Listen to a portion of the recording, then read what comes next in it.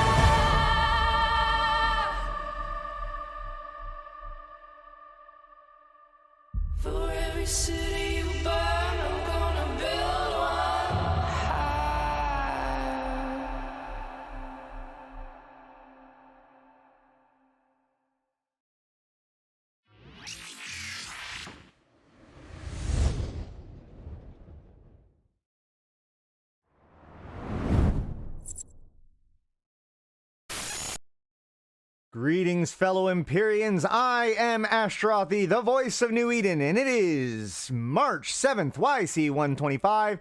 It is the Eve Universe show, and I am streaming on a Tuesday? Yes, but don't get too excited. How's it going, guys? Oh, boy. So, already. That was good. First things first, bang the mic. I hear that that's the right thing to do. Anywho, hi, everybody. It is Tuesday. I am live. I'm not at my normal Tuesday time. Look, have mercy. That's all I can say. But you have to go to sleep. Night shift, and LOL, have a great sleep. No problem, man. You'll be able to catch it live, but also, I don't know. I might be asleep soon, too. I didn't sleep well last night. Anywho. However, you know, I had a plan to go live today, and I was not sure what exactly we would be talking about. I can go LM1 if it's better for everybody else for me to just come back on Thursday. I'll go take a nap. By the way, guys, so I don't know if you noticed, but in the opening, I had some footage that I had taken from the live event, or not the live event, but the mass test yesterday. So we had a mass test yesterday, mass test yesterday, and we were testing the audio of different turrets and stuff. It was all right. I personally think that it probably, the results of it was that it still needed a little bit of work. There's a lot of different reports of the audio levels of different turrets. I was flying projectiles, and there's supposed to be like a new mechanical noise when your turrets move. And I couldn't hear it. None of the people that was with me could hear it, etc., etc. You prefer it this way? Oh, yeah, that's fine. So I got to bring my Marshal with my bunny skin because, of course, I wanted to try to get a kill mark, and of course I didn't. But, you know, overall it was pretty fun. Got to go with a bunch of court mates and test out the stuff. However, obviously, today we did not get a big patch. We did not get Shadow War. We also didn't even get a world news today. So, obviously, can't talk really about that. I've gone over Shadow War a few times. You can check it out in the live views videos. I should have an edited version of it soon. But, yeah, obviously we're not going to be doing that today. Also, what I have been doing, what I did dedicate my time for, including this morning, and the reason why I couldn't stream earlier is because I just wanted to get this done. So I believe for members right now, but for everybody else, I'm going to put it live tomorrow. My assets video has been edited down. So, you know, obviously it was a 2-hour stream, probably like an hour and a half discussion about assets, inventory, wallet, and all that stuff. And I got it cut down to 1 hour and 2 minutes. So, cutting out some stuff. You know, obviously, I've heard from many people that they like the fact that I leave in the bloopers and whatnot. So, you know, I try to leave in the entertaining parts, but cut out the long, boring pauses and ums and so's and rights and all that kind of stuff. You don't need to worry about that stuff on the recording. So, and that's the yeah, those two. So, yeah, that is going to come out tomorrow, the edited version, but it is available for members today, which you can become a member for just $1.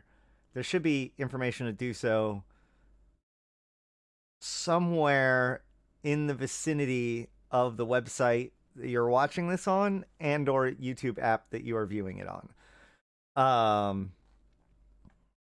What else? Oh, and speaking of, I have my really nice skin battleship that you guys got me the skin for.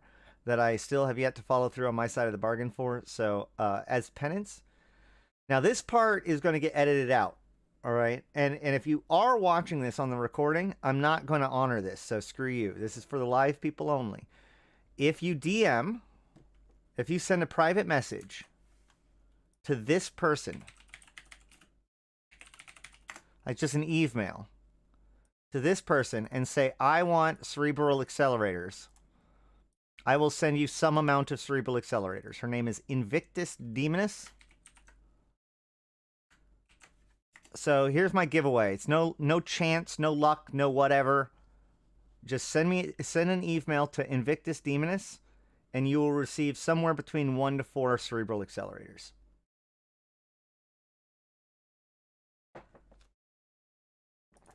One of these. But I'm going to check when this stream is over, and there's going to be a cutoff at that point. So what you're going to get is these things, which give plus 10 to all attributes. So about a 50% skill training boost for 1 to 2 days, depending on how your biology skill is. So at biology 5, it'll be 2 days. So yeah, just send in the stuff. I'll give it to you guys, and we'll call this my first apology for never getting around to giving away 2,000 Plex. Hey, there you go. Snore 1234 1234. Thank you for that. All right, moving right along. So, given the fact that we don't have a Shadow War, what are we going to talk about? Well, the first thing we're going to talk about is an ad. Bahaha! Bwahaha! All right. I have no idea what's. All right. I legitimately can't remember if I took my meds this morning. That's where we're at right now. Yesterday, my son woke up at 4 o'clock in the morning. And we were just up at that point. And then this morning, he was like, can we wake up at 4 o'clock again? I was just so hyped when I saw the client download the patch today. We are going to talk about that because there is something to be hyped about from this patch. Let's do that first. I assume everybody's back from ads and whatnot. Let's see.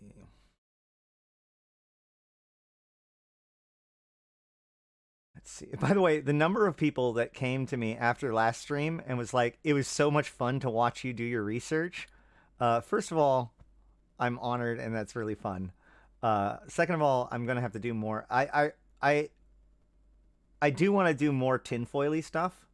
I've been trying to focus on more of the straight and narrow stuff to build us a good foundation, so that way when I start getting into the actual tinfoil, people will be well grounded, you know. So when I start saying things like the other is Master Kuvakai, or my favorite one was yesterday. Yesterday, somebody saw CCP Helmar, which is CCP Hilmar, the CEO. So this is the CEO of the company, right? CCP Hilmar. But then I saw his face like this, and I was like, new tinfoil. CCP, the Deathless is just the narrative insert for CCP Hilmar. Tearing down sorrow. Zkill reports issues with CCP's ESI API. How long is it that way? So there has been numerous problems with the ESI API. There has been a lot of attacks on it recently. So it's been touch and go. I don't know. I know that I think that the Tweet Fleet Slack, which you can go to from Fuzzworks, I actually made the Tweet Fleet Slack a long time ago, but I handed it off many years ago. But I still think that that is one of the best places to go for like developers talking to people about the ESI stuff. You might be able to get a better update from there, but also like, what is it, Spez that makes Zkill? He obviously would have more information than me, but I can report that the API has been pretty compromised as of late.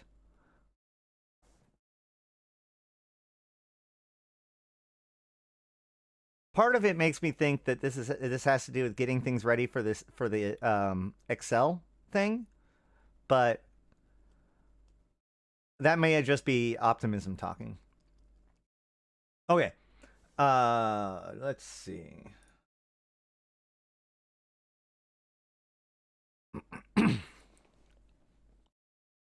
What? What? What? What? What? Why? Why you do this?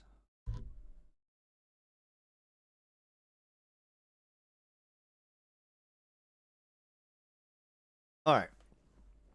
So the big thing there's a patch today on both Tranquility 8 hours ago and on Singularity 5 hours ago. So we're going to look at them both separately. Neither of them are too exciting, but there are a couple things I want to bring to point out.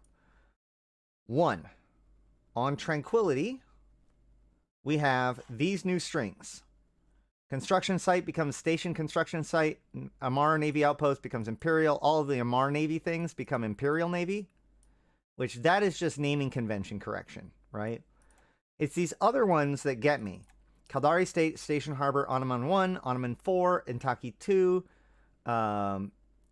Gallente Federation, Station Harbor, Pen Insurance Depository, Intaki 5, Intaki 5, Intaki 6, Intaki 6, Intaki 7, Fleet Muster Point, Republic Fleet Outpost, Republic Fleet Stronghold, Republic Fleet Installation, Republic Fleet Anchor Station. So what does this tell me? I think there has been a lot of construction being done in these systems, and one of the things that they've been constructing is new stations. So I haven't been able to check it myself yet today, but these strings imply to me that either those stations are now complete or will soon be completed, and therefore have had their names assigned to them correctly, rather than just be known as a construction site. So this looks like the Gallente Caldari side of this conflict, of the headquarters preparation, is all but finished, which kind of makes sense because the establishment of the different headquarters started by the Gallente and Caldari before it was started by the Amar and Minmatar. So they're still playing a bit of catch up. But as you can see, they added in a whole new set of stuff for both the Imperials and the Republics. So, yeah, that's and this is Tranquility. So this is live right now. Nothing really there, and nothing's changed in stats. However, on Singularity, we get 3 new items: Shadow Wars Courier Merc Spawner, Shadow Wars Laboratory Merc Wave Spawner, and Shadow Wars Laboratory Merc Boss Spawner. So one of my theories about this Shadow Wars event is that in the beginning, we will only have the mysterious pirate group attacking us within the systems. So Angels and Garistas are going to come maybe later or not at all, but it's the mercenaries. It's those ones that are not identified that are the ones that are going to be attacking us. And this seems to kind of confirm that, because I don't remember spawners for the other one yet, and they could always put it in.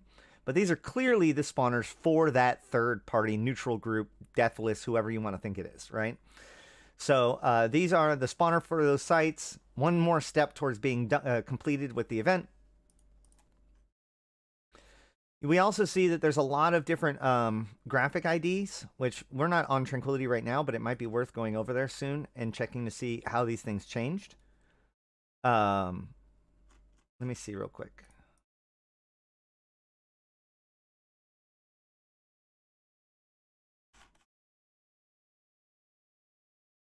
Oh yeah, by the way, one thing that is on Singularity is that now every logo, every ship in the game has a logo on Sissy.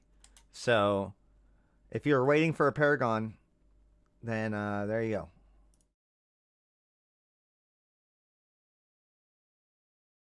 Here we go.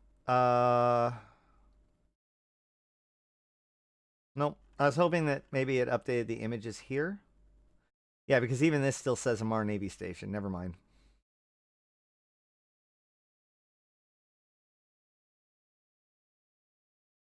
Does the Bustard have one now and then? No, yeah, no, it does not. It does not. It does not. Isn't that great? Any tinfoil on what happened to delay the event? Um, I think that the Shadow War is intimately and intrinsically entwined with direct enlistment, which is a huge thing. And so, like, they had to cross certain thresholds. And if there's any problems with that, if there's any delay in that whatsoever, which they've already kind of been struggling to get done, that would delay the whole system, right? I do get the feeling like they did want it to come out a couple weeks ago, but it just didn't work out that way. But I mean, technically speaking, they've got like 2 or 3 more weeks.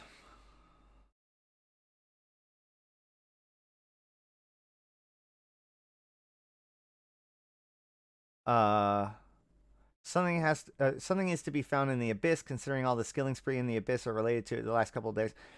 Dutch, that's just that's designed. That's based on the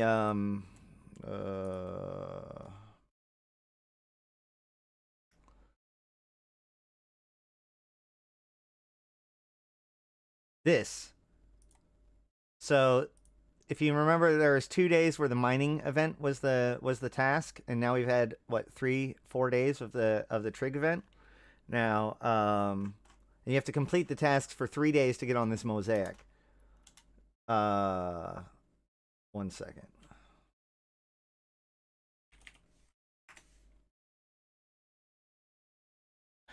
Yeah, I think that the mass test was certainly possibly a go no go moment. And if that's true, I could definitely see that as a no go. Any update on the shooter? No. It's just no. Now it's just officially known as the unannounced shooter. Oh wow.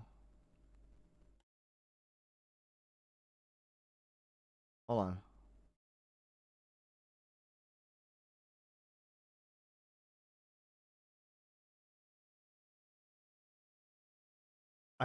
Hold on. What was I looking up? Why the Abyss is part of the skilling spree. Shoot, there was something about this.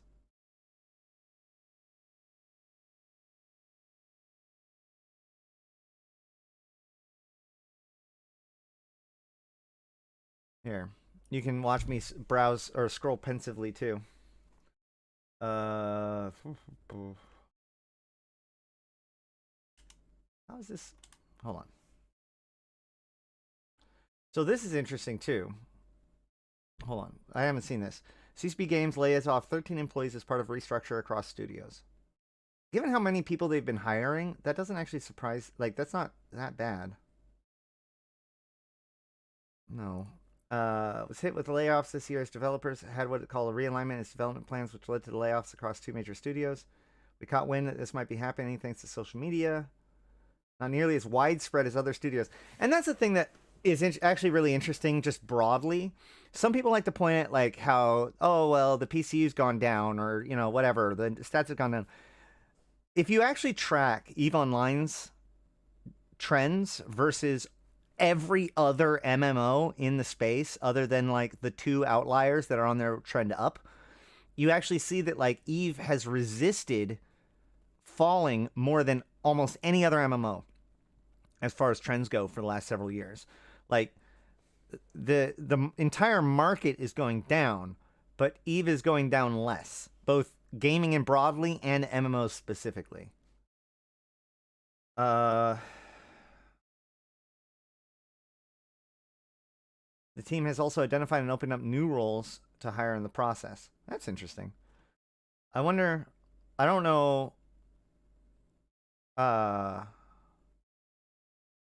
It was just the EVE Online team that was affected. The London studio is working on a multiplayer shooter that was teased during last year's Fan Fest. We've updated this report to clarify that direct enlistment feature is only available on the Singularity test order, blah, blah, blah, blah, blah.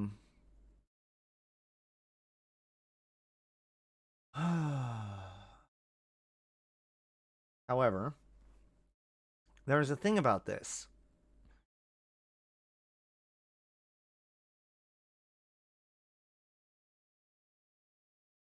Oh, I do want to say, this idea for the filaments, I love it. Coloring the different filaments by the by different colors for each type. I love it.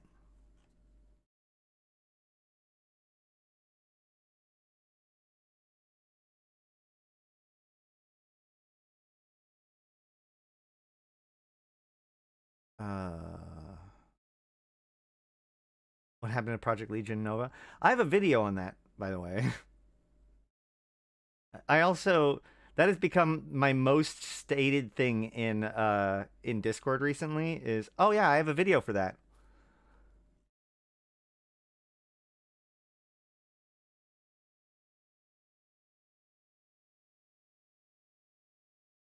Ah, here we go. Is this it?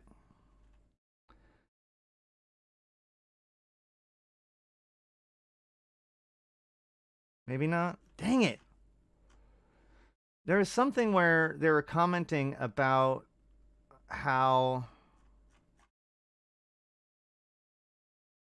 the getting it multiple times in a row is bad. And I thought that CCP responded that they're looking into it. But now I can't find it. So let's just say that they did it and they promised us all ponies and be upset when they don't give it to us. I don't know what else to say. All right, well, that's enough of that.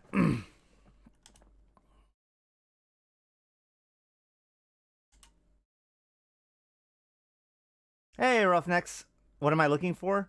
Like I said, I thought I saw on Reddit or the forums or somewhere that CCP had responded to somebody talking about the fact that it was 3 days in a row or so many days in a row with this Abyss and not a good rotation of them. And I can't remember if it was a CSM or a CCP that responded that they agreed and that they were working on it. I want to say it was a CSM, but I can't remember now. Either way, yeah, the fact that it's been at this many days in a row is kind of weird. Also, I wonder, like, they said that you have to complete it 3 days in a row. It seems really weird to me if you have to complete all 3 tasks like in a day, right? Like if you had to only do one of the 3 tasks, because these are 3 separate tasks. If you only had to do one of them, then that would be one thing, right? However, one of the things when I hit puberty, my voice will stop doing that.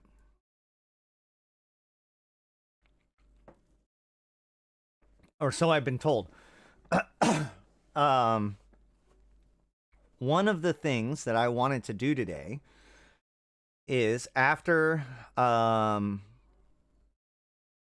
monthly economic report, if we have time, I'm going to run over to the trade hub. And what I want to do is, if we can't do it today, then I might do it on Thursday, or I might just do it, like, record it tonight or something like that. Because this is something I'm really interested in really quickly. And I think that with all this skilling in the Abyss thing, it's kind of relevant. So back in the day, when CCP first put up their recommendations for the Abyss, I went and tried these 3, the Omen, the Caracal, the Vexor, and the Rupture. And I found that of them, actually the Rupture was pretty good. The Vexor was alright, the Caracal struggled, and the Omen struggled pretty bad. However, they also now have these electrical ones. And so this got me thinking, because, like, first of all, I'm a good fan of Hateless.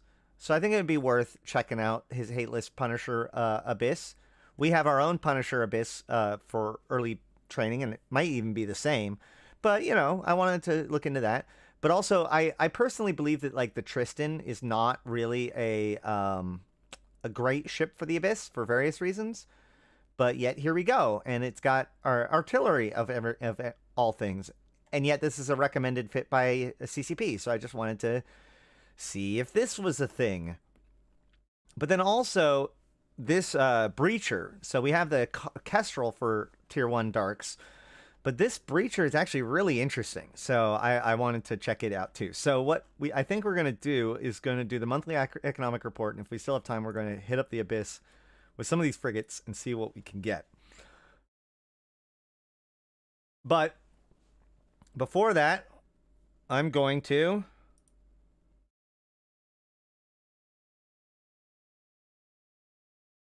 Oh my god, it's only been a half an hour.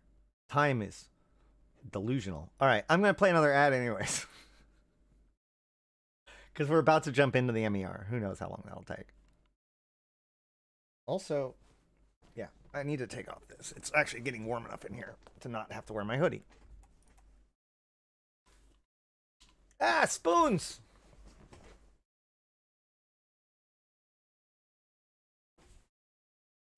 Ugh.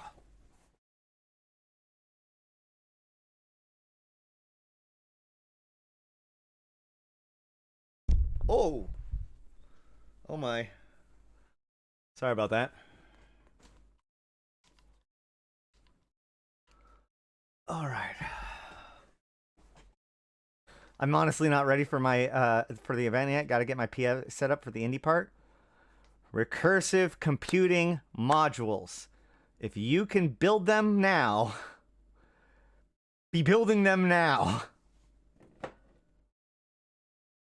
Recursive computing modules. All right.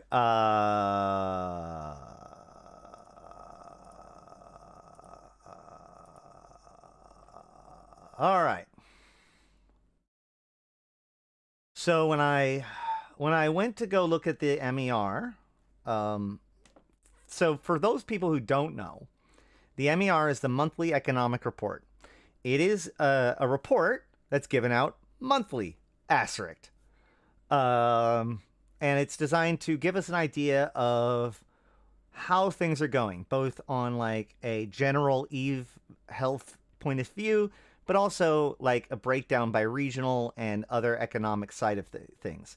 So what I like to do is go through them with my exactly -1 amount of knowledge of economics and try to see what I can suss out based on what I see.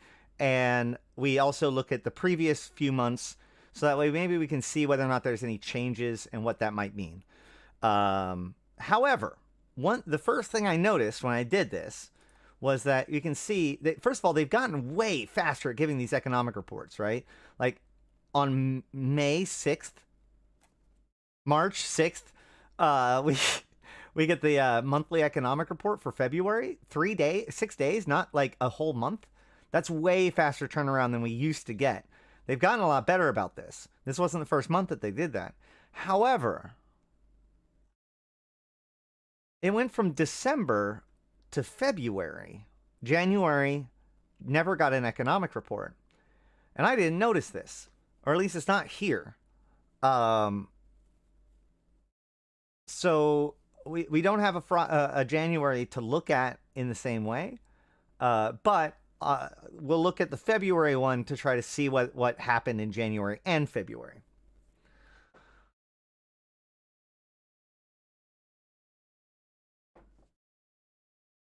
I do not know why this happened. I can only assume that has something to do with the holidays. All right.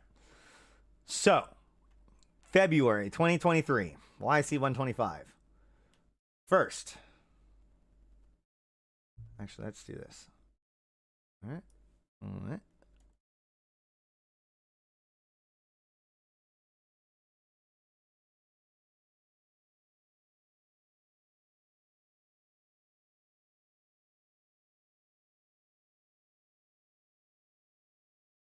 Is that going to work?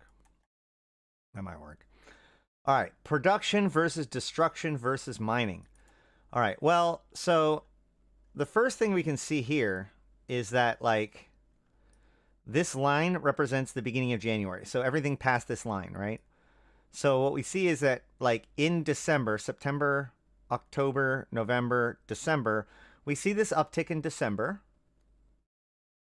There is a January ME. DM me it.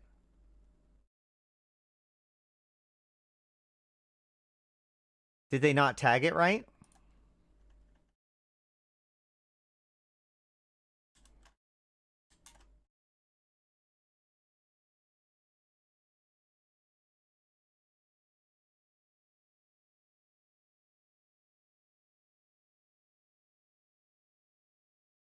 Ha! Wait, no, it's December.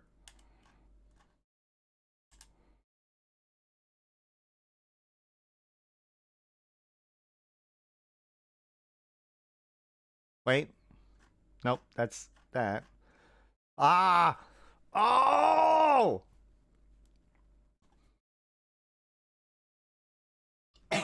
Well,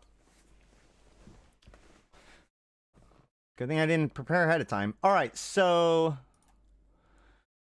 as we can see, though, in this picture, we can see that, like, basically, with with Uprising, we see this gigantic spike in production. But then in January, we see an additional spike in production. We see a smaller spike in mining and destruction. The destruction starts a little bit later than the production. Kind of funny, and as the mining, but yeah, we see this trend between the two, and we see over here mining by security band, production proportion by security band. The amount of production being made in nullsec was increased by a slight amount, or at least the ratio. As far as destruction goes, we actually see that while there was a big change, if you look like this drop off here, so as lowsec grew, Pochfin shrunk.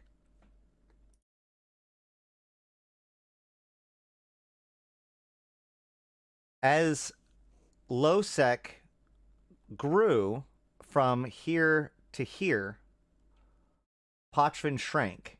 Now, this is probably just ratio, although there was probably less PvP in Pochfin. However, this dip across the board is basically a giant spike in nullsec damage done, right? So this is like the wars kicking off and everything like that. And you can see that, like, this dents the spike a little bit, which means that lowsec also has had an increase in damage. The vast majority of this weird hump here comes from nullsec. No, I know that there is a January. We got it now. We got it. It's right here.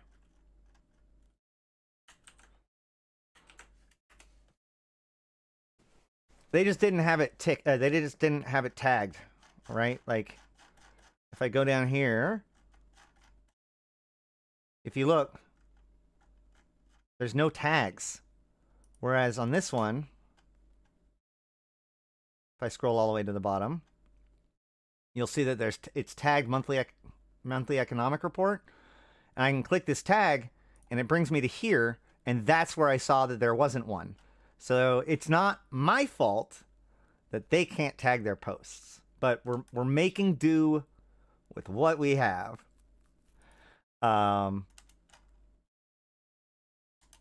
Besides, that's what I got you guys for. I've always said, you know, the best way to figure out the truth is by being loudly wrong on the internet. All right. So the other thing I find really interesting about this is that in the same vein, while we see this big bulge out of nullsec as the nullsec damage or destruction increases, what we actually see is that mining shifts from nullsec to lowsec and highsec. Isn't that interesting?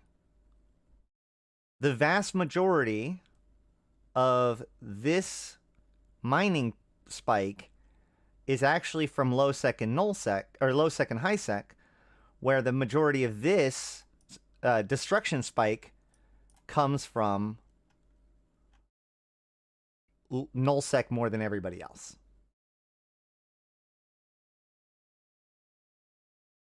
All right, next. Hey, Vincent. So, key economic figures by region. I usually don't like dig too much into these. other than to look at, say, Pochfin. So Pochfin had, what are the columns? Destruction, mining value, exports, imports, NPC boundings. Okay, so destruction in Pochfin was 0.62 trillion. Okay, so this is one of the ones that I want to check with January.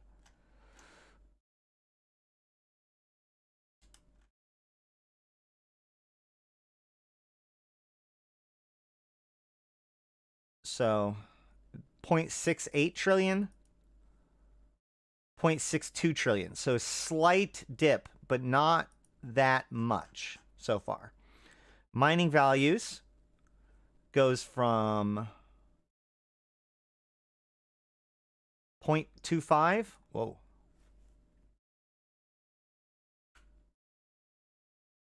0.25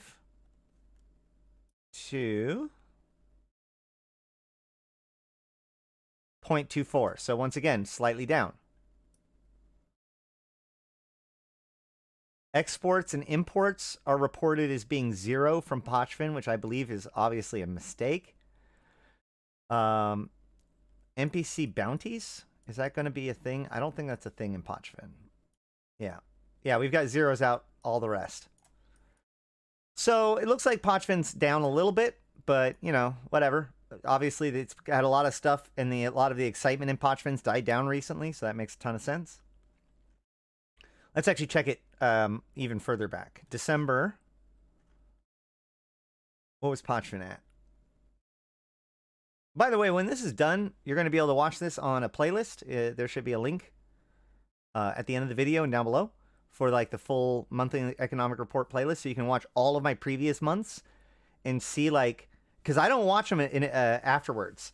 So you'll watch me look at these same stats month over month. So if you want to call me out on my bullshit, that's the best way to do it. Anywho, 0.98 to 0.16. 0.98 and 0.16 versus 0.68 and 0.25. So destruction is way down, mining is way up. Which, if you think about it, tracks with my understanding of what's going on in Pochfin.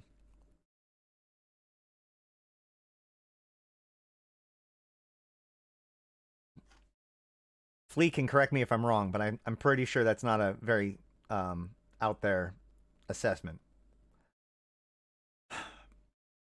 Asteroid mined by volume or by region.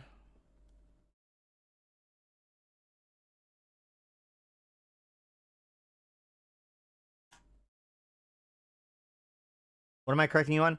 I was commenting about how from December to January, we say we see a big drop in Pochfin destruction, but a big bump in Pochfin mining relatively. And I was just saying that checks out based on my understanding of what's going on in Pochfin since December. Also, yes, I have cameras in your house. How else, dude? It is impossible to stay safe in Pochfin without such measures. Okay, it's not my fault. You've brought this upon yourself. All right. Yeah, mining went up 4-fold after the traffic reduction. I agree. Yeah, okay. Speaking of unsafe in Pochfin.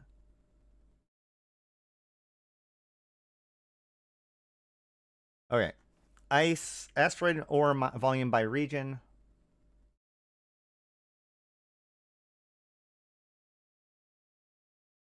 I nearly one-tapped the Naga from 150. And you're... It's funny because, like, as a... grazes, too.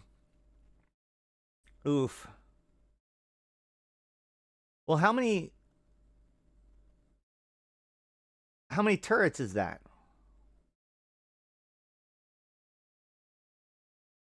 I think it's 8 turrets, right?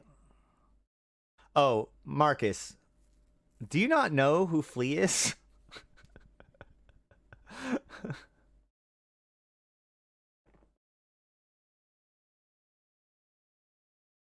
Yeah.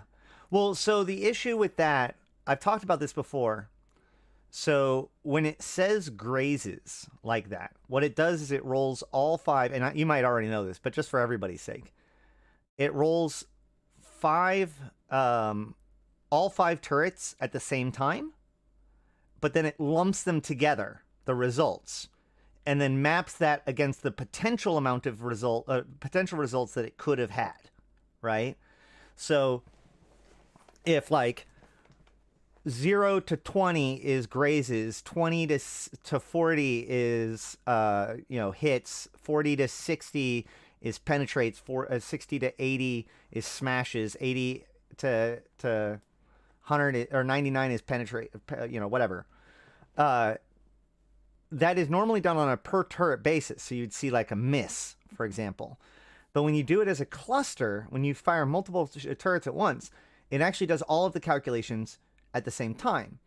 Now, when you have a miss chance, it's the better hits that get turned into misses. So if you've got 5 turrets, the reason why you would see more often, most of the time people are like, I keep grazing. That means I am missing more, or that it means I'm hitting less good, that somehow I'm getting more grazing shots. The actual answer is that you're not getting more grazing shots. You're getting more misses. And those misses are stacked against the average and makes it so that that shot looks like a grazing shot, even though likely several of the turrets just flat out missed, where several of the other turrets hit just like normal, right? So, I don't have your Naga fit, though. Yeah, you're using, but yes, I understand that, Flea, but I was just trying to explain it because, like, the fact that you got a grazing makes sense. Like, a lot of people at that range would get a grazing every single time, even though by math, you would only get grazing like once every 5 shots or once every 6 shots under normal conditions. However, because of that lumping mechanic, if you add misses into the mix, it makes it so that things tend to look lower than average or grazing. Oh, that wasn't your Naga? Oh, you were shooting a Naga. I'm dumb. I was kind of confused by that. Your fit. Oh boy, can I find it easily? Ah.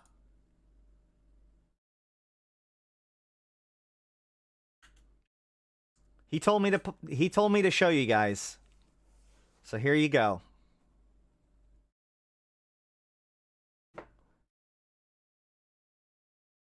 This is not just worth money. This is worth a shit ton of money.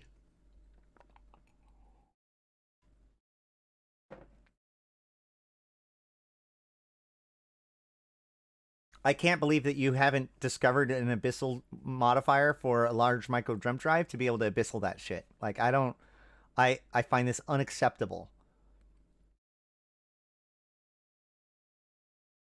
Also, how many kill marks are on this thing now?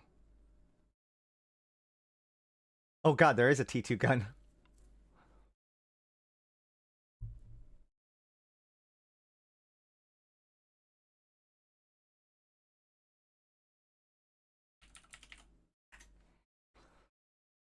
How many kill marks? 226.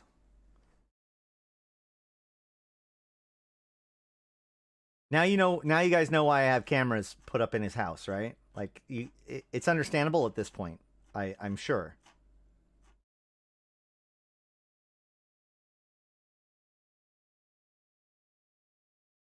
All right.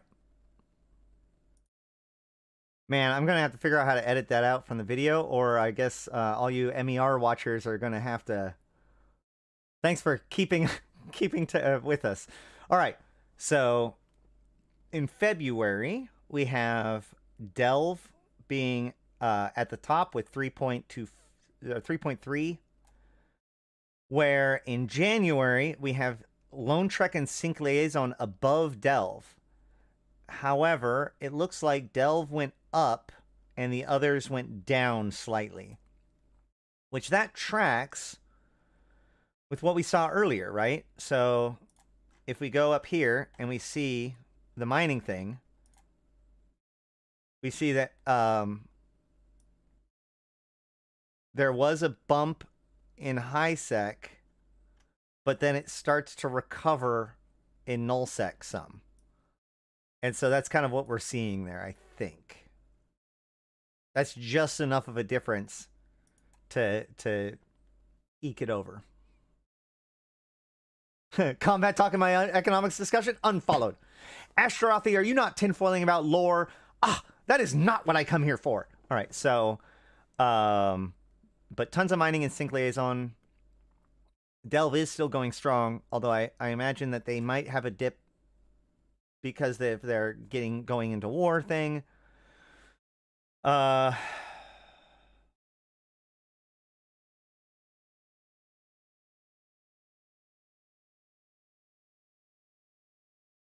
And then asteroid ore volume mined over time. We can see once again that actually it's been pretty flat overall, but there is a little bit of a dip, but it looks like if there's a dip in anything, it's probably more in high sec than anywhere. There is an uptick in wormhole asteroid ore, it would seem. Gas volume mined by region. Aridia Placid Lone Trek.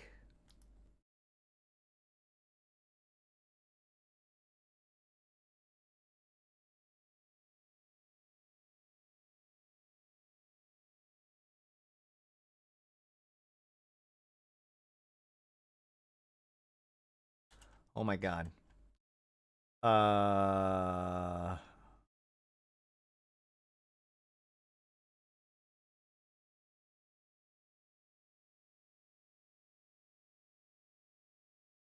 Gas volume by region. Aridia Placid the Forge Lone Trek. Aridia Placid Lone Trek the Forge. So, you know, mixing it up. Aridia's at 30 million now and was at 25 million before. Placid was at 25 29. Placid was at 28, 29 and is now down to 25. So it looks like this pull ahead by Aridia is some increase in Aridia's mining by gas, but is mostly seen as a drop in Placid's gas mining, which is interesting because that's the low sec faction warfare area, right? This could be a representation of as things get heated up in the war zone, it becomes harder and harder to huff gas.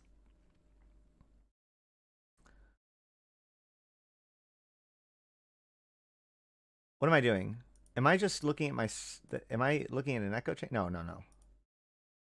Okay, I thought I was looking at two things of the same stats. All right, so gas volume mined over time.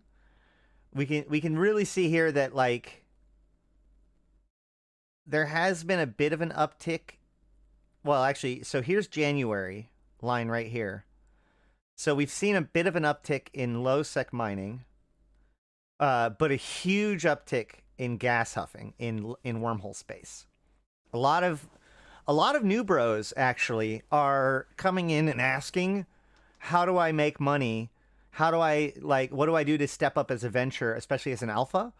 And the honest truth is that if you are an alpha and you have the ISK to do it, gas huffing becomes like the best way for an alpha to make money as a miner, because with a venture, you can huff gas like just as good as anybody else. Yeah. And then ice volume by region.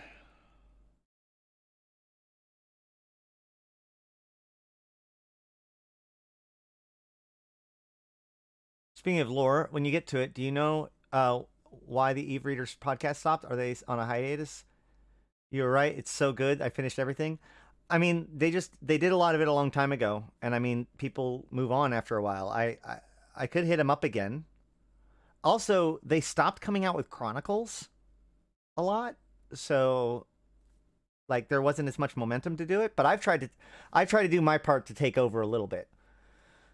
The gas harvesting skill book is unreasonably pricey. I agree. I think that it would be really, really cool if like the air career program for the mining career as a maximum reward gave you the gas harvesting skill book. Ice volume by region. The Forge, Metropolis, Evershore, Lone Trek. That's in January. So February, the Forge, Metropolis, Evershore, Vale. So the Forge is at just over 3 billion. The Forge has gone up by about a half a billion. Metropolis has gone from 3 to below 3. So Metropolis has gone down. Every shore has gone 2 billion, about the same. The gas and low sec from a perspective of a new bro, honestly, is better than Wormhole, Baron, or even minor gas sites IMO. 100,000% agree. In fact, that is one of our biggest things that we're helping train our new bros in, is we're helping them get started with gas huffing, because it gets them out in the war zone, it gets them scanning things down, it gets them seeing different stuff, and it makes them a lot of money. Faction warfare is great for making money, but with the way the LP works, it's really good to have some sort of resource that you can just cash out for cash. Therefore, you can then go on and actually make stuff of value with your LP. So it really, really works out as a good secondary profession for low sec. Ice volume mined over time. Like Alpha, Gila's focused skills and drones. I think 2-4 Abyssals are pretty profitable.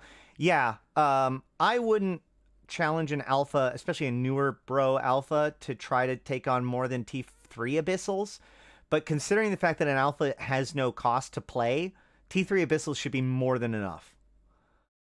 I don't know how pricey you pay it off in one venture load in low sec. I agree with that, Spoons, but that doesn't matter to the person who can't get it in the first place. That's like, you know, what is it? Zero Punctuation's description of EVE Online, where he's like, all of these things, all these modules are, it's like a bunch of toys in a Dickensian toy store you're looking through in the mirror, wishing that you could get access to. Any rate, so ice volume over time has remained relatively steady, but high sec has gone down, null sec has gone up. We kind of saw that earlier. Moon ore volume by region. We see Delve, Veil of the Silent, Domain. Veil of the Silent, Delve, Domain. So Delve and Veil of the Silent swapped. And we can see that Delve went from 2.7 to 3.5. Sorry. I don't know why I said that way. Delve went from 3.5, 3.6. So Delve went up a little bit. But the real swap here is that Veil of the Silent went from 3 billion to 2.6. No, sorry, 3.5. Hold on a second. Yeah. Veil of the Silent went from 3.5, over 3.5, down to 3, while Delve stayed at 3.5. And Veil of the Silent actually went below 3 to almost 2.8. So Veil of the Silent dropped, Delve went up. Domain went from 3 down a little bit.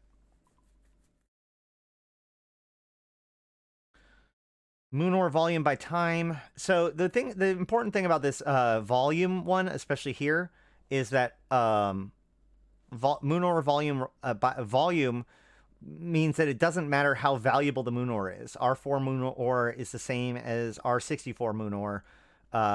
So you know that's why the high sec can hang with the low sec. If this was by value, it'd probably be very different.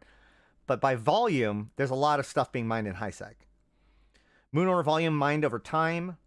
We can see that it's fairly flat, but if anything, we see a slight shift from null sec over to high sec, right? High sec is, or null sec has remained relatively stable. There's been a little bit of an uptick in the peaks, but we do see a little slant in the low sec, or sorry, the high sec side. So low sec remains relatively negligible. Null sec maybe down a little bit or about the same, and high sec looks like it's trended a little bit up. I don't pretend to be able to interpret those. All right, market imports and exports. So the winner on imports and exports this month was Sync Liaison, which is where Dodixie is, with 66 trillion exported. more than they imported. Compare that to last year, or last month, where the number one was the Citadel, which should be pretty normal. So the Citadel is not the Forge. The Citadel is next to the Forge. So the Citadel always has really good exports because they build it in Citadel and move it to the Forge, which is considered an export. But here we have a Sync Liaison go from 257 and 323 to 263 and 329. So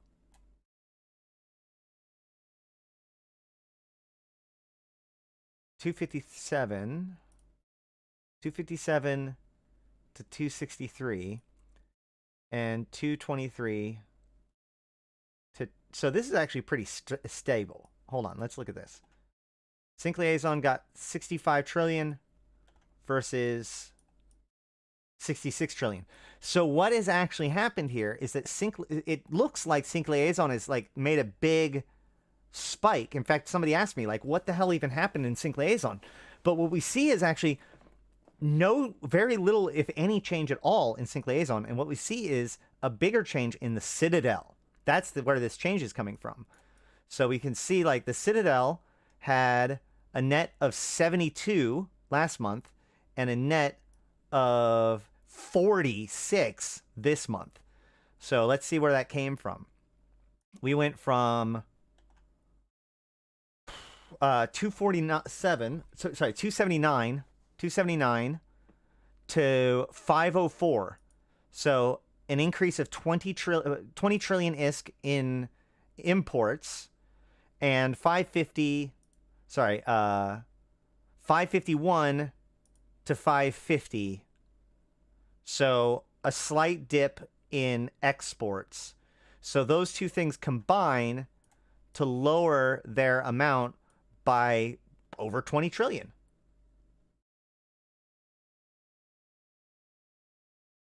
So I wonder what that could mean.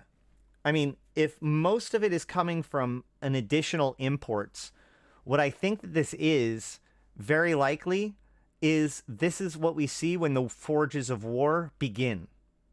This is people bringing things into the Citadel in order to build stuff. Did the same thing happen in the Shatter Wormholes as in Turner? No.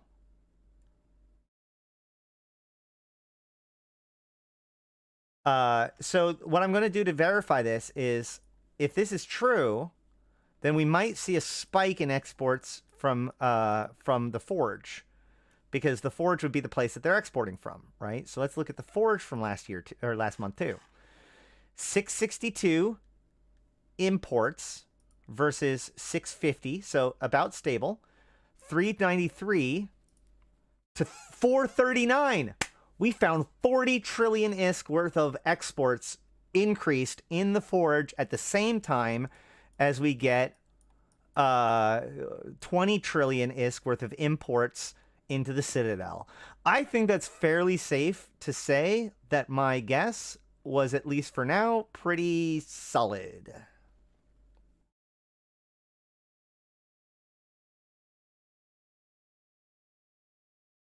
All right.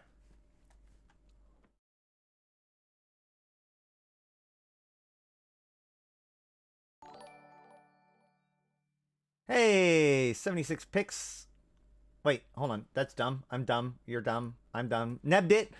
Thank you for that. 76 picks was the size of the pixel rating of the thing that was sitting on top of the alert. Don't mind me. We're all okay. All right. Sinks and faucets. So this is where the money goes from and where it's coming. Moving goods and materials out of Jita to other places. SL got a lot of it. Sync Liaison? I don't... no, because Sync Liaison didn't change very much. So a lot of it went to Citadel. And probably elsewhere if we looked for it. All right. Commodities. Commodities are like Overseer's effects and everything like that.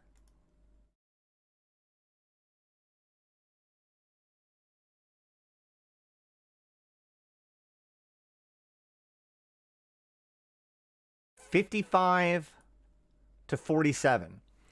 That makes sense. There was no event in January. There is nothing to generate large amounts of commodities for people to turn in. No, it's all right, man. That's why we do this. Bounty prizes went from 31 down to 30. This could be a combination of the war and, like, everybody spiked up their ratting again once ratting got cool again.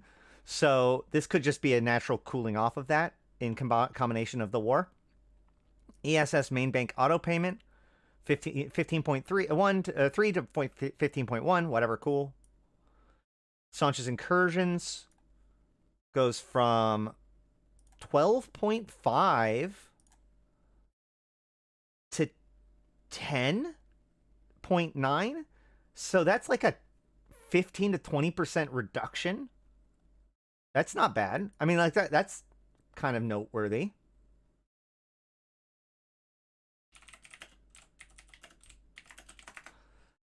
And then Triglavian invasions goes from 4.5 to 6.5. Ooh. Okay. Okay. That's a pretty damning statistic. Compared with all the rest.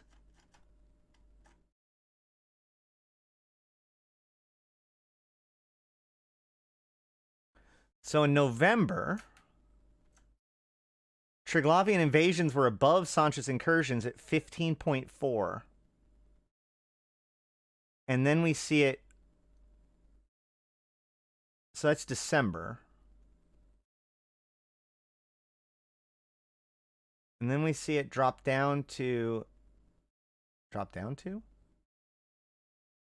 Drop down to. Wait, whoa. 4.5.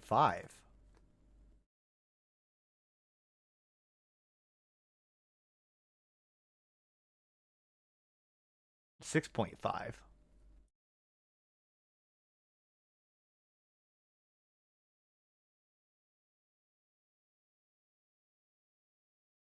Yeah, also, I mean, like, I think a lot of the emergent, no, this doesn't include the Abyss. I think that, yeah, I know, well, no, the respawn timer actually got reduced recently. I think incursions have been suffering, I mean, like, a lot of the incursion communities have imploded recently, I think.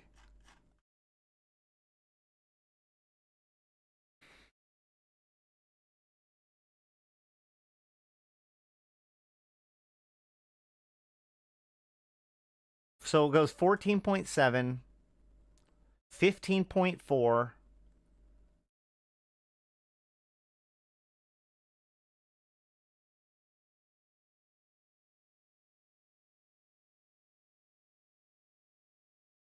Then 4 point. I don't feel like this is right. Because, like, ESS main bank auto payment. Nope, that is right. Because it went from 17 to 15.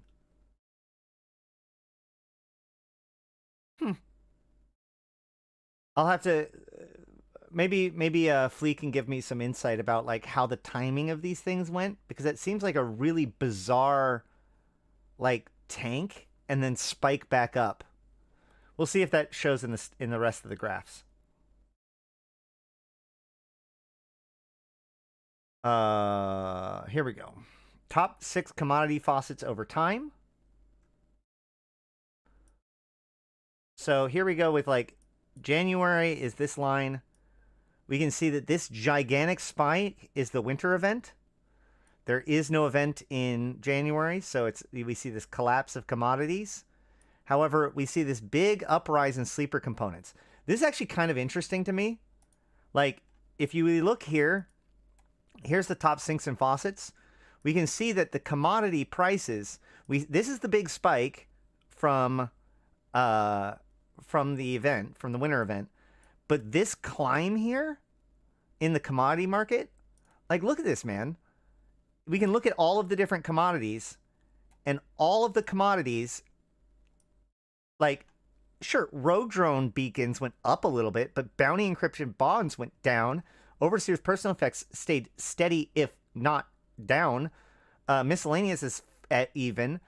But if we come up here, we see this giant growth in sleeper components. We see that the sleeper components are now at a higher volume than they have been since April 2020. Wait, they asked Oz about lore. Now they ask you about economics. No, it's just every once in a while I like to show off how little I know about economics. That's all. If you want to learn real stuff about economics, I'd recommend watching Oz. All right. But yeah, let's look at this a little bit more. Top sinks and faucets. January starts here. Look at this transaction tax. That's a lot of trade going on, man. Sleeper components is blue loot, yes. Here we go. So we see that in January, there's that dip. Oh my god, it's so fucking obvious. Right? Do you guys really need my analysis here? Let's see. Flashpoints are farmed, flashpoints are farmed, flashpoints are farmed, flashpoints are farmed, flashpoints are removed. Flashpoints are put partially back. Like, that's it. It's literally that simple. If you just look up Eve Online Oz, he's like a really good... He's probably one of our top market analysis guys within our community.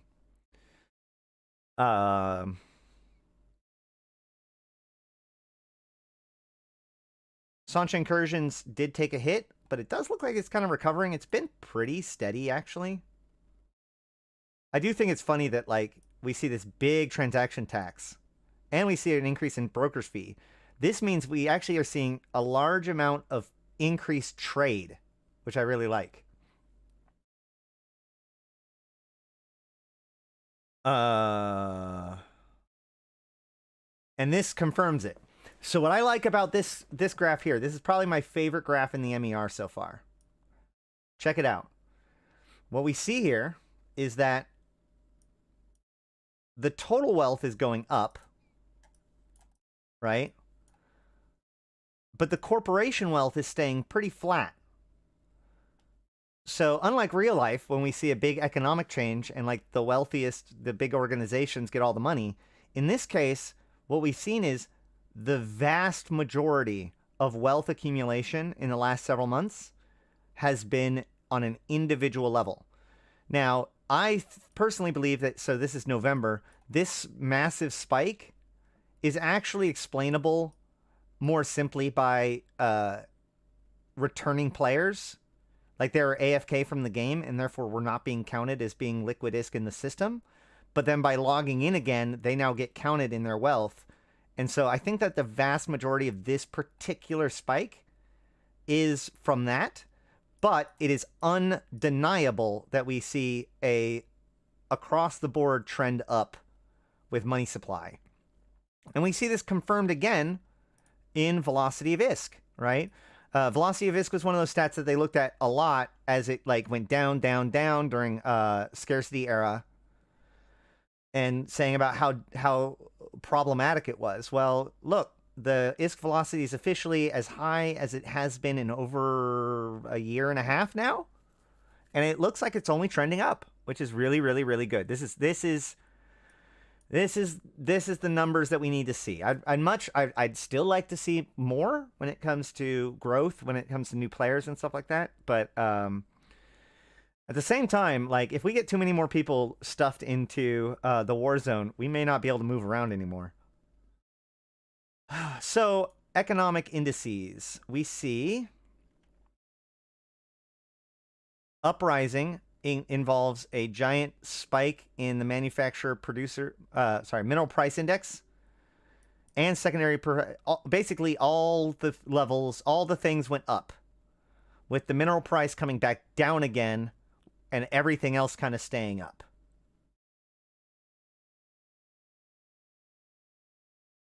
I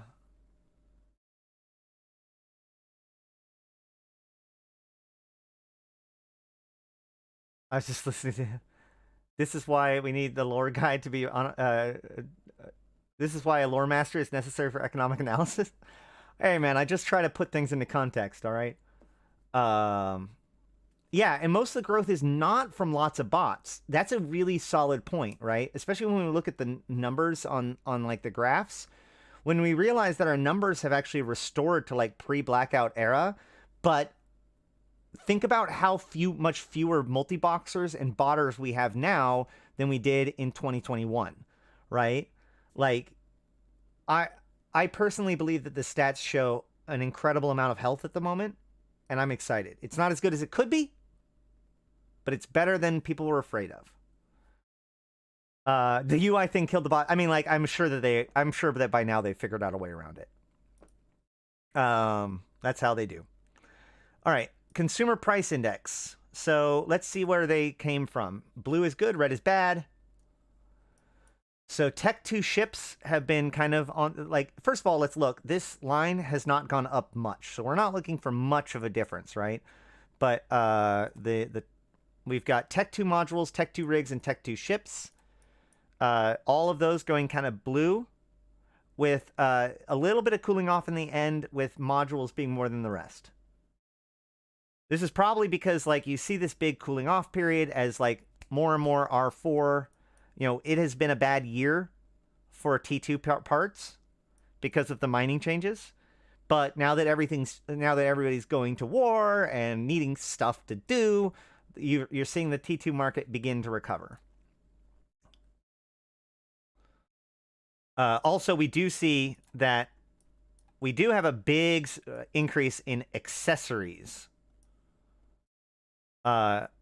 I'm not even sure 100% what they mean by accessories, but whatever it is, it's been doing pretty good for the last year.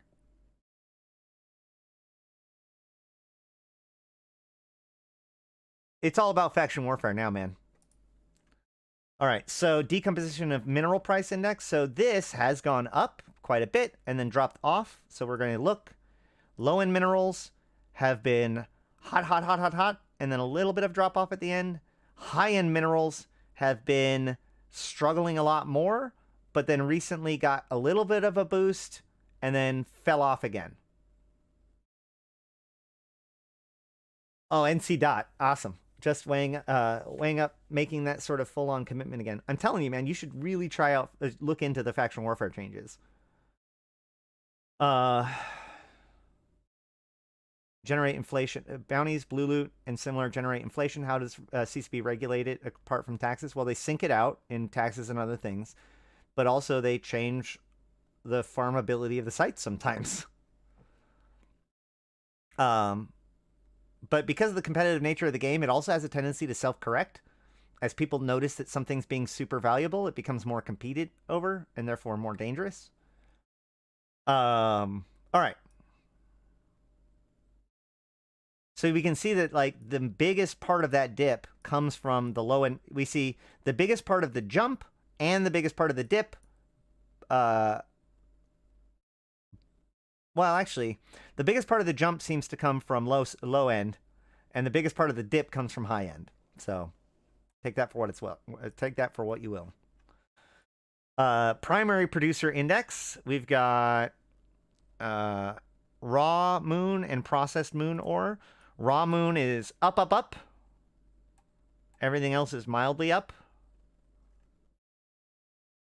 This bottom row is advanced moon materials, is up, down.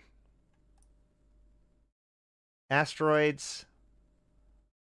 So, like, it looks like everything saw a really good boost at the end of the year with uprising, but we do see a cooling off of a lot of different stuff. But not raw moon materials. Raw moon materials are still a big thing, which is crazy because you'd think that, like, raw moon materials wouldn't be worth as much. I guess they might include compressed into this, but, like, normally you don't think of the moon ore itself to be the ore itself to be the main value. It'd be the minerals within, as in the processed moon materials potentially. I guess compressed moon materials would be the same as raw moon materials. So if that's the case, then yeah, that might be true because people exporting and importing moon goo.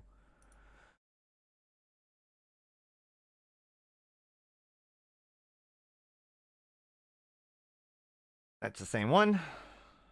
Secondary price producer. At the bottom here, we see accessories again. Above that, oh, we see commodity, which is weird because commodities are bought by NPCs, so that's kind of odd. We see salvage materials go up and then a little bit of a cooling off.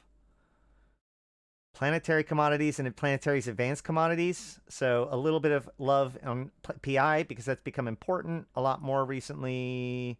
See, that's the salvage materials. Star-based stuff has continued to go up and down. But there is a big trend up. But it dipped down and then went back up recently. So where do we see that? Oh, man. This accessory thing. What is accessories? Is that clothing items and stuff? I don't know, but it looks like more than anything, the accessories were the contributor of this growth, or that trend. I can only care so much about ESS banks, but let's look. Quirius got the biggest reserve bank heist with Kavala and Expanse. Main bank, blah, blah, blah. Yeah, I mean, cool.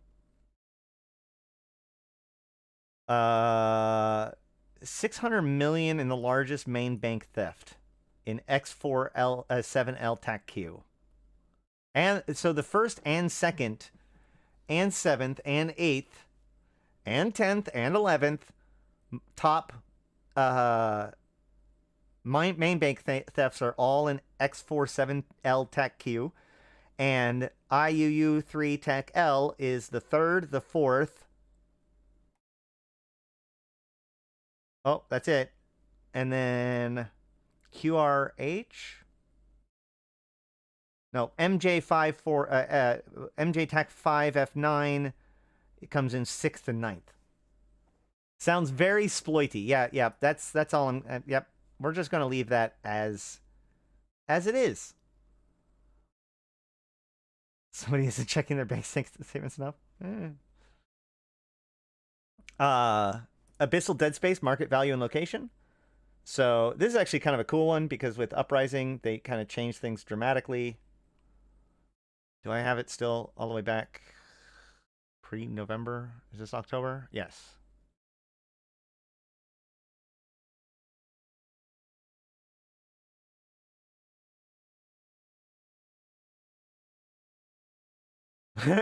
Yeah, this graph is amazing. This graph, like, I firmly believe that this graph should require no interpretation whatsoever. But check it out. So in October, 58% of all Abyss was run in 0.9 and 1.0 sec systems, with 0.4 in low sec and 6.5 in 0.5 systems. 7%, less than 7% was in 0.5 or low sec, and only 7% was in null sec. Also, somehow 7.2 is like, this is weird, right? Oh, this is 1.4. Is that 1.4? Yeah, that is 1.4. I would have thought a lot more Abyss would have been done in wormholes. So let's see where we're at now that they changed the rules. That is dramatic, ain't it? So now there are no 0.9 systems. 23% is in 0.8, 31% is in 0.7, and 17% is in high sec, with 1.8 in wormhole. So not very many people move to wormhole, but look at this. Look at that. Null sec or low sec, sure, it might be 0.5 or 0.9, but if you think about it, that is a doubling of the amount of sites run in low sec, or a doubling of the percent of sites run in low sec, I should say. So that's pretty awesome. And then this is like 50, and that's like 35, where this is 50, and this is like 35. So yeah, there you go. It's just a reordering. And then likewise, on the other side, we see Triglavian data represents 10 trillion ISK. I like to use Triglavian data to get a good idea of like what's being run, because the Triglavian data is a commodity. It's always the same. So, oops. Whoa. 9.1 trillion moves to 10.4 trillion. Actually, let's go with let's go with January.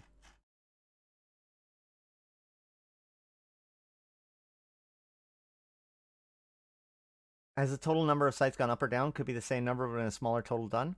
Maybe, but you would think that like if people, well, it could be. It's more that like people moved into different areas because they now have to in order to do the tier that they want, right? So here we go. In January, Triglavian loot was worth 5.2 trillion ISK worth of Triglavian loot was pulled out of the abyss, or red loot was pulled out of the abyss in January, which was what, 2 months after recovering from the event, the changes. This month it's 10.4 trillion. That means an almost doubling of the amount of red loot that is coming out of the abyss. And remember, this is not a change in value, because the value of red loot cannot change. It's worth 100,000 ISK per sheet, period. So, you know, while abyssal filaments and abyssal modules and all these sorts of things go down the more is collected, abyssal red loot is a really good indicator as to how much is actually being run. And if that's true, then the answer is literally twice as much loot is being pulled out this month as last month. No, I haven't gone over the fastest growing corps or alliances. That's an interesting one. I don't know if I can pull that up objectively, though. Okay. Breakdown of wormhole stuff. Yep. That's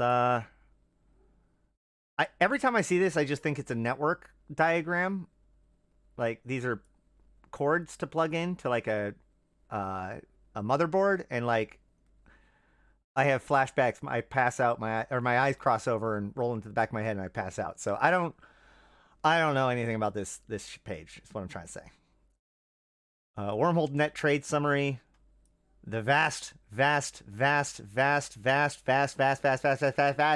majority of loot is coming out of tier 5. Let's look about how it is in the previous month, because I have a theory.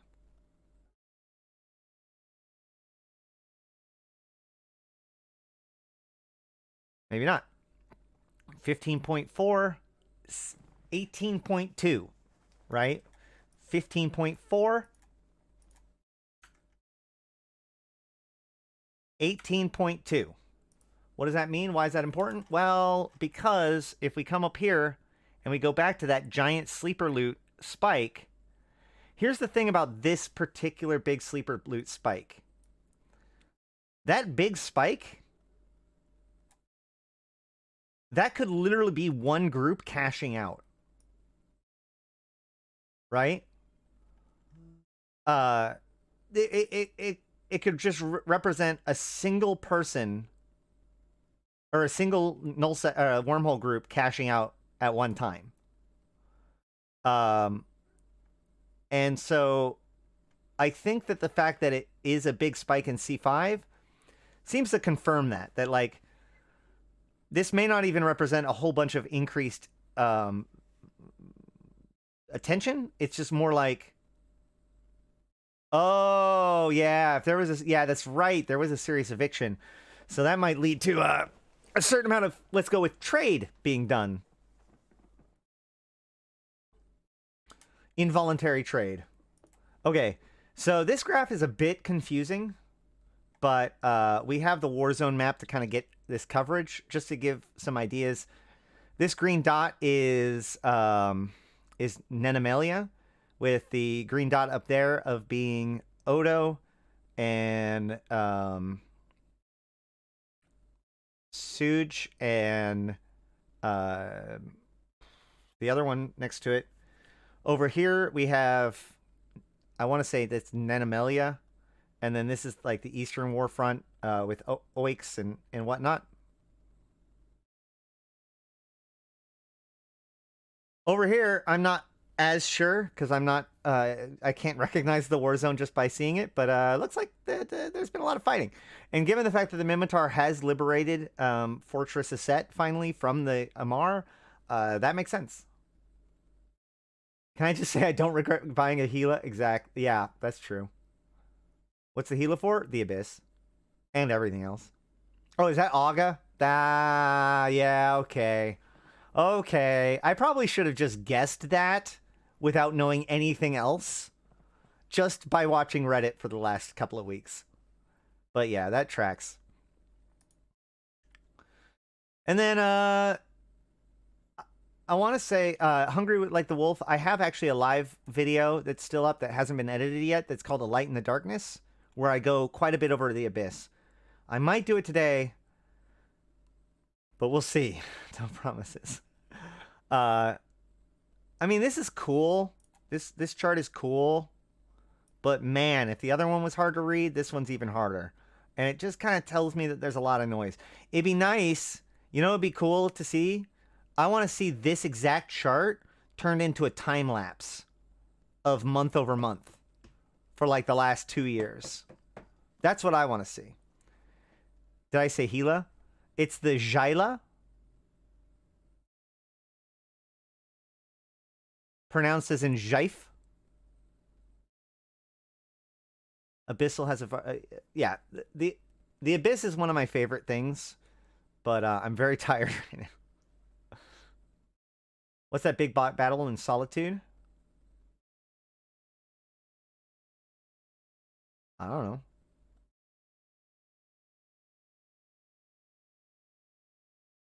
Somebody tell me.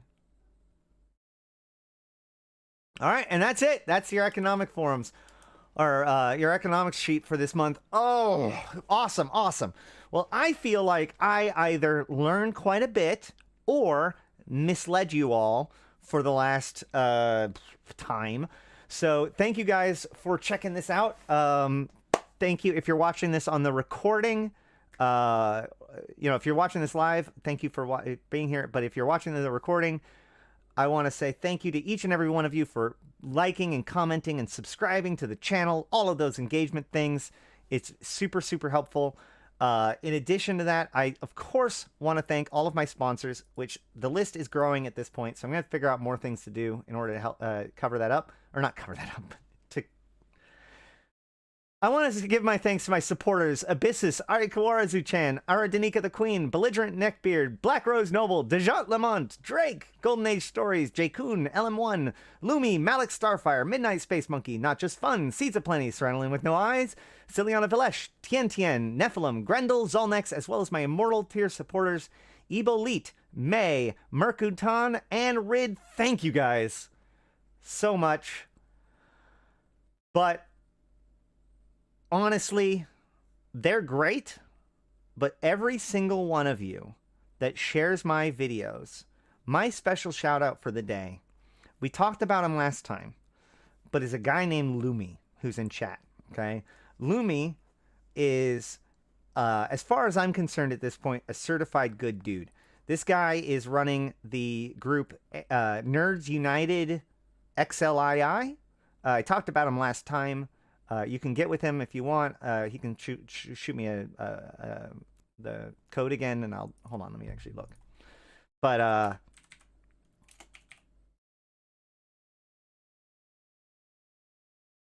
this dude has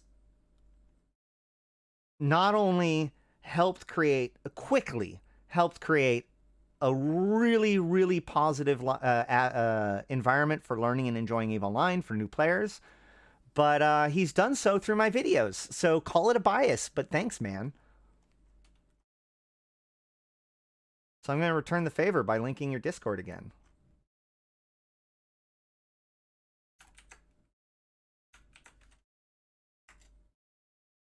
Deimos. Look. The Abaddon, the Anathema. It's Gila, not Hyla. All right, so but if you want to join the Convocation of Empyreans, we are maximizing player engagement with EVE Online. Come check us out.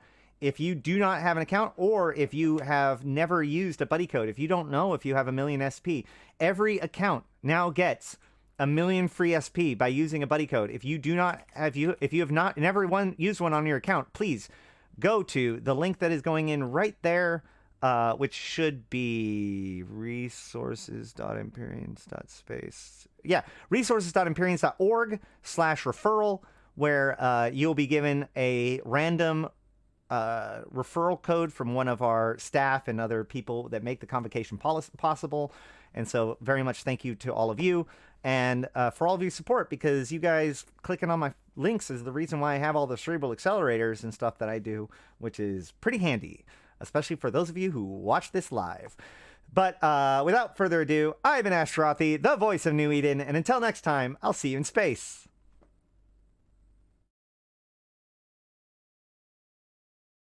Now would be a good time to insert ads. Thank you, YouTube. Let's do that. All right.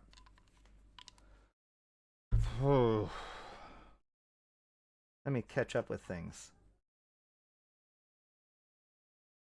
Oh. It's too time consuming. I mean, it's exactly as time consuming as you let it be.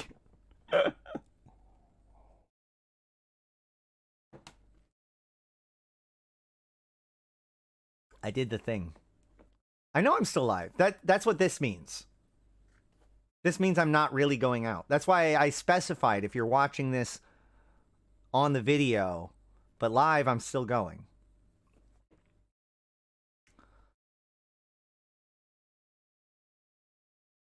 It's fine. We all get confused by this. I more than most. I will, so, okay, couple things. First of all, if you are a member, I have put out my my industry, market, wallet, all that video, asset video. It is now up and available. The edited version is up and available for members, and it will be up and available for everyone tomorrow. You guys can become a member for only $1.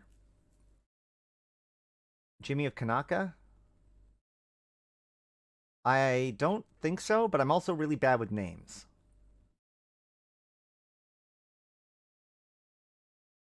Yeah, you know, Davon, I hate to keep on beating this drum, but faction warfare is really great for that, because you can like basically play in 10 to 15 minute increments and know that you'll either make money or have a good fight, or, you know, both. Any rate, for everybody else though, I wanted to show you guys, hold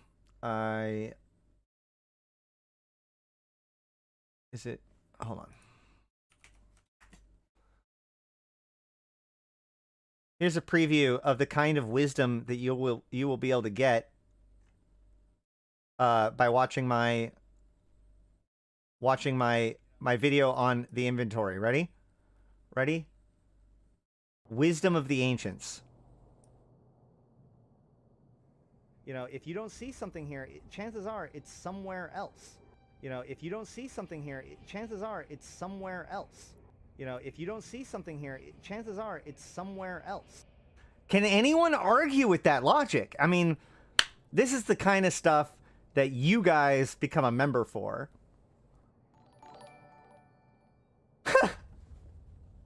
Not nerdy. Thank you so much. Oh, shoot. I just realized also when I was reading out the names, I do want to call something out. So normally when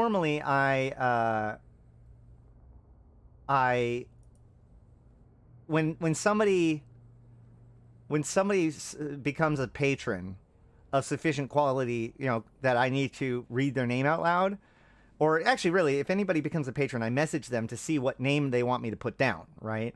Because, you know, they might want to put their in-game name, they might want to put in some nickname, they might want to put in some message, you know, whatever, who cares, right? Like they pay their money, I get to say what they want me to say.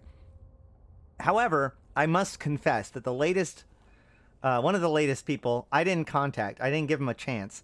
Belligerent Neckbeard, sorry, that is your name that I'm going to read. Unless you tell me otherwise. Oh my god.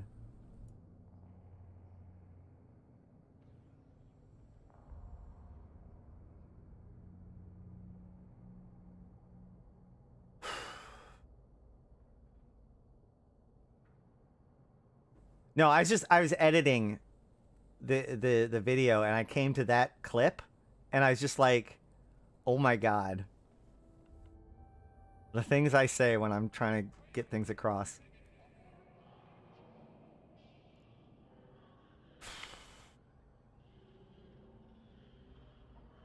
I love Faction Warfare because it's one of the best drop-in, drop-out features of EVE. Joining a good corp helps, but even if you don't, just knowing what's going on for your faction, you can help in so many other ways just by than just fighting. That's true. Check out my video on Faction Warfare if you want to know more. Dudes. Hey, Eagle Firefly Gaming. Dude, I just saw you the other day. You were on Reddit, right? We were I can't remember what we were engaging about. Was it the Trig?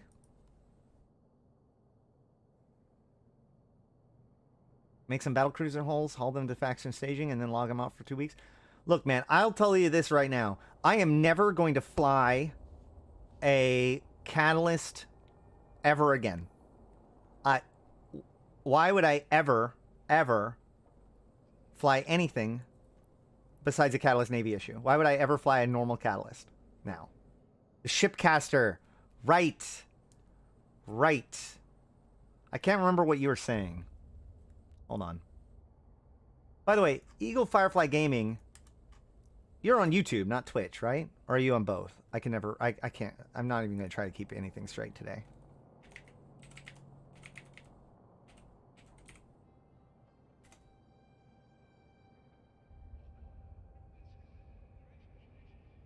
Alright, well, that didn't work. An Onamon trying to figure out which construction site was the Shipcaster one. Oh, yeah. Okay, well, then in that case, go check out Eagle Fly Gaming on YouTube. Let's go look at it.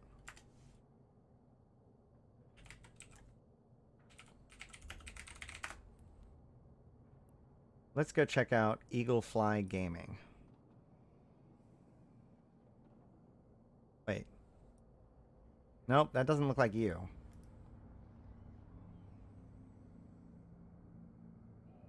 Can I go Eve online? Does that give me something? Because, there we go. Eagle Firefly, that's why. I'm bad at this. That's why. Eagle Firefly Gaming.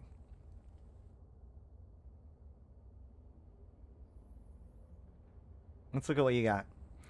Ohide Discovery, another stellar transmuter.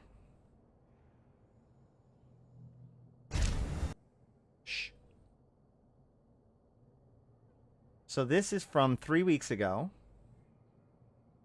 Ohide is the site of the new stellar transmuter, right? Yeah. So you just got footage from the actual stellar transmuter. Look, building construction site. This is... Oh, well, I mean, I guess it's the MRs. Good footage, by the way.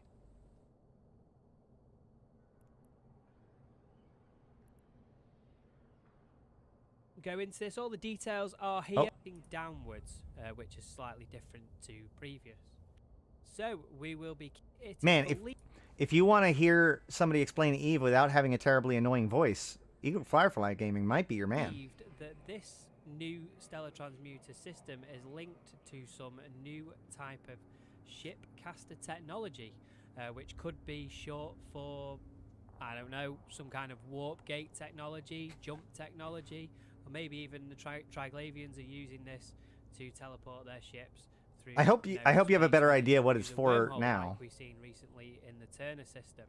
A couple of things that are different with this new stellar transmuter site that are not the same as the previous ones is the orientation of the actual transmuter gate, which usually the gate was part of the system that was built first, and that was where the center section of where the laser is supposed to fire into the sun, the cylindrical object, was actually pointed at the sun.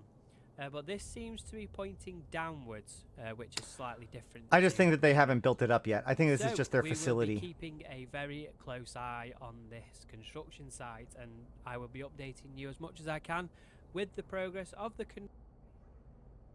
it doesn't ring the same as the old other stellar transmuter sites. You can go back and have a look at my videos.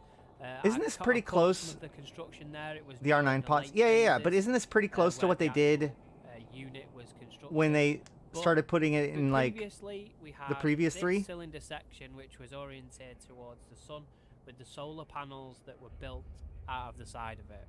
So as you can see, clearly different. It is in the early. I think I have some footage of the stellar transmitter when it was first being built in Egmar, Turner, and Vard. Maybe we could compare the two. Oh, my epic fitting guide. Thanks, man. No, it's different. Look at the transmitter build. I will, for sure. It does beg the question of, like, how is this transmitter going to power the shipcaster from several jumps away, right? What else do we got here? The Rifter model update. Hello, everybody. Eagle Firefly Gaming here, and I hope you are all doing... I mean, your videos are far more professional than mine, even with these little flares out. Like, I mean, I could do this, and I have tried to do things like this, but that is very clean, dude. Hello, everybody. Eagle Firefly Gaming here, and I hope you are all doing One day well, I'll be a real boy. And a very happy new year to all of you. I know I haven't done a video for a little while. Some of you may... There it is. What cool animations we get this time. So you can see there with the reflections, with the warp drives, how cool does that look? I do love the new model. The top and the middle sections coming out. That these sections here are the engine intakes or something like that. I can appreciate somebody who does good camera work in Eve, man. Recruiting faction warfare, awesome. Beginner's guide to faction warfare. Oh boy, hold on. So wait, are you telling me that you explained in 20 minutes what I explained in 2 hours? I don't know about all that. Eagle Firefly Gaming here, and I hope you all do. Oh, you've got chapters Today, too. We're going to look in a corporation or a group with friends. So the first thing you're going to do. So, if you are in our alliance or in another alliance or whatever, you need to get to their home system. I'll go back for to that us, then. we're currently based around the Camella and Sosala area. Contracts window, contract search, don't want to buy Plex, but basically you can do your ship is here for free or 3.8 million and so on. So the Punishers are quite cheap. So if you have various skill plans already set up, there's some things that still need attending to. Go. Oh, by the way, if you join our club to attack a Minmatar system and you want to see if they're plexing, you can use this as a tool to see what plexes are open. I didn't really show this part off. Good job. Okay. So, previously, if the enemy faction controlled a system, you reference to how the system gets captured. So, for example, Cormonan, if we click, was already on Cormonan, you can see here, the bar is almost at the end, but Minmatar only have 28% control from a advantage point of view, because Amar are working on their advantage. It doesn't appear to lose advantage. So it kind of doesn't really make full sense to me at the moment. It would feel complex. You gain advantage, but the other faction doesn't appear to lose advantage. So it kind of doesn't really make that I had as a thought was, well, it's today. Hold on. And Let's listen to this. 20 minutes. Because this is something a lot of people have confused. Now, if you do a battlefield complex, it can take you 20 minutes, and you get 15% advantage. So it feels like that a little bit of an imbalance there, which I'm sure that they're going to work on. But if you do drop the listing post, it's supposed to tick down the advantage of the enemy faction. Now, one query that I had as a thought was, well, if both of these bars are at 100% and then nobody gets an advantage, how does it reset and what's the point? It doesn't. Because if you do a battlefield complex, you gain advantage, but the other faction doesn't appear to lose advantage. So it kind of doesn't really. Okay, so this is actually why. Good question. It took me a little while to figure this out. So if you think about it, let's look at the mechanics actually in context. You have the to gain advantage, you have the propaganda towers, but you also have the rendezvous sites. The rendezvous sites require to be scanned down. Takes at least like a cruiser or battle cruiser, but can be done every 15 to 20 minutes, right? So like when we're working on a system, I'll run 2 plexes and then I'll go run the rendezvous site. I'll run 2 more plexes, run the rendezvous site. So that way we can get like 15-20% swing in one day, just running every single rendezvous as they come up. However, supply depots can only spawn every 3 hours, which means it is far, far easier to gain advantage than to lose advantage or to take advantage. However, supply depots do not require scanning, and therefore supply depots are significantly more exposed and vulnerable to outsider attack. So supply depot is basically just 2% of your advantage that's just waiting to be destroyed.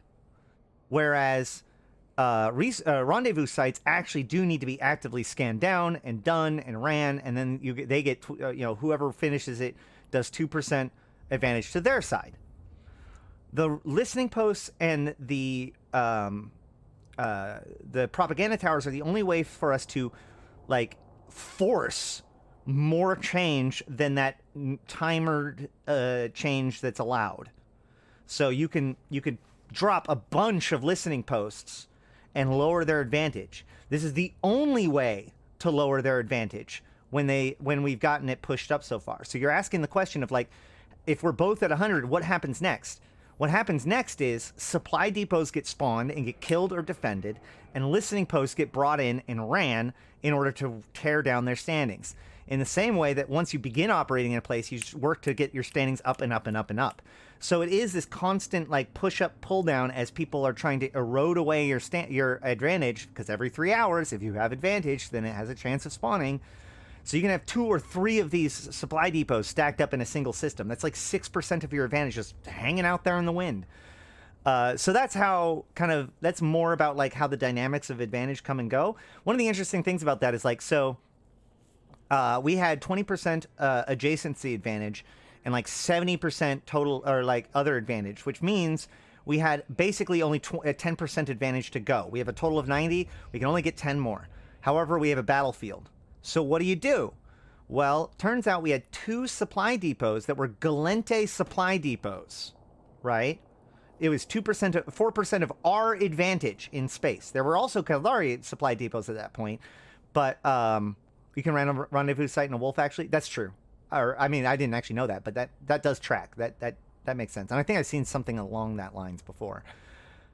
However, what we were able to do was we actually destroyed the 2 Gallente supply depots, bringing our advantage down by 4, but getting rid of the supply depots. So that way, when we completed the battlefield, we were still pushed up to 80%. Can't go above 80. So now we gained 14 points instead of 10. But the advantage of this is that we wiped out the supply depots, which was just advantage ready to be taken. So that's a little bit about how advantage kind of plays into the whole thing on like a meta level. Does that track? I hope that answered your question a little bit, Firefly. I also hope it hasn't been answered in the last 3 months, because I might have just wasted my time. Really make full sense to me at the moment, and we'll get there. Forgive me. So, and that's actually perfect timing, actually. So somebody has dropped one of these MER listening outposts in the system, and this shows just showing Oh yeah, you cool. what You show they a look listening like. post, and I never did that. Basically, is a beacon that goes down, and as you can see, Very the cool. enemies- Okay, so you have scout, small, medium, large. Should allow a command destroyer in if it's an advanced. But yeah, at the beacon at the acceleration gate, if you right control show info, there is standing fleets. If you hold something down while they can kill it, you'll be there. I like it. Good job, man. You all should go check out Eagle Firefly Gaming's YouTube channel. Show him some love. He just provided me enough content. You need to now. It's absolutely, it's a moral imperative. I need all of you guys to go there and hit him up. Look, guys, can I please? Can I take a nap? Oh man.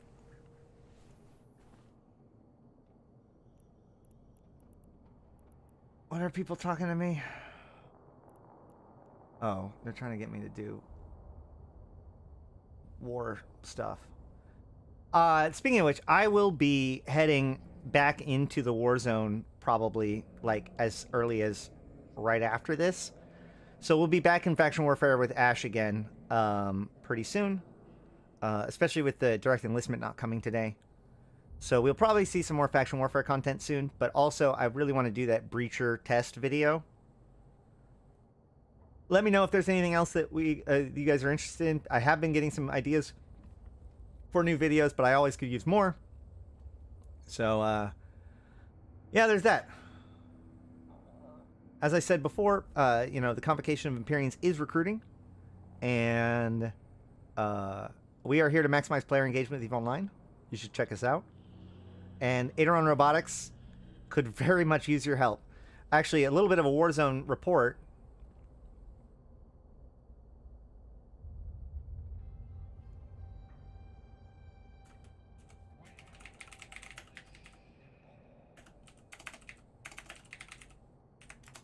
There it is.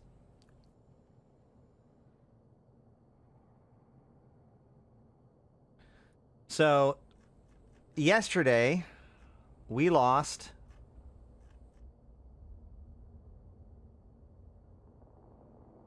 the ability to see the map. Hold on.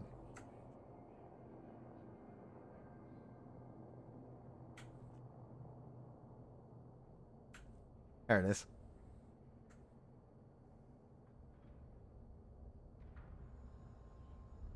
Boo.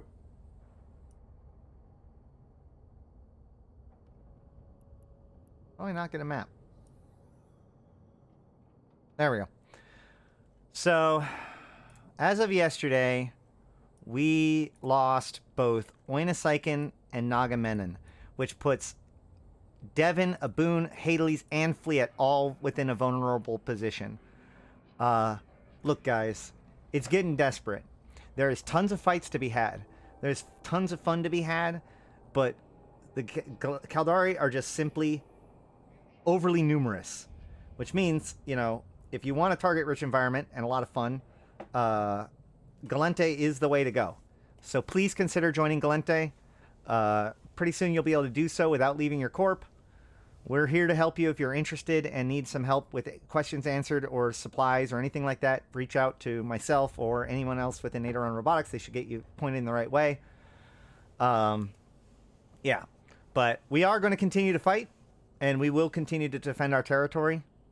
As they compress us further, it's only going to be harder and harder for them to take more territory. I'm very sad to see Ugalis being threatened, and probably Ugalis might even fall before the event begins, which would really, really, really suck. But, again, like, the key here is that, I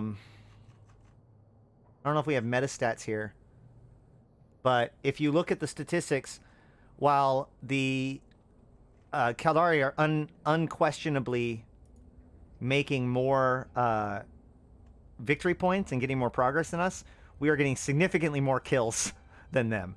So, and that's pretty much normally the truth. So, come on, check us out and participate in stopping this. Yeah, sure, Gallente are being wrecked. You could be the difference.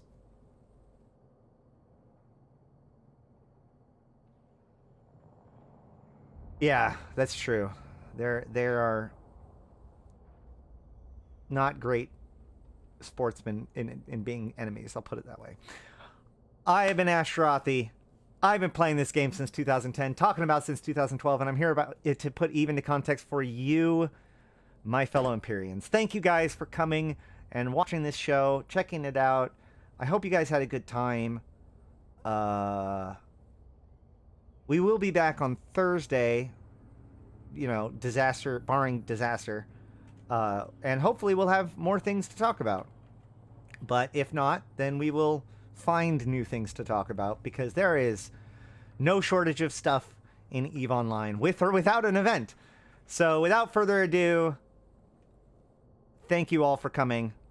Please make sure to please like the video before you leave. Like the video. And everybody say hi to get my chat stats up before I go. And all that stuff. I love you guys. And until next time, I'll see you in space.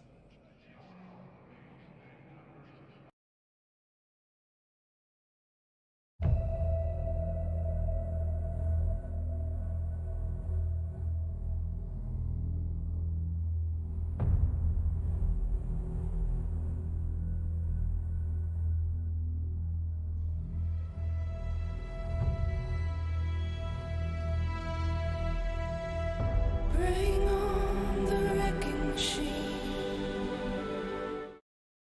All right. What did I say? What did I say? Everybody was like, "Oh, let's clip it." Like, what did I say?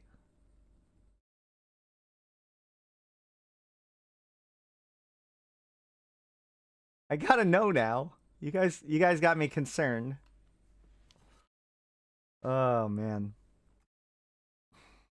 No? No? Fine. I see how it is. Bye.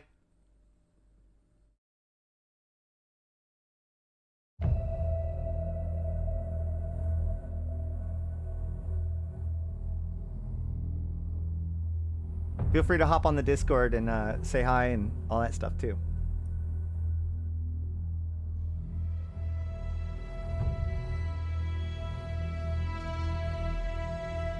Bring on the wrecking machine.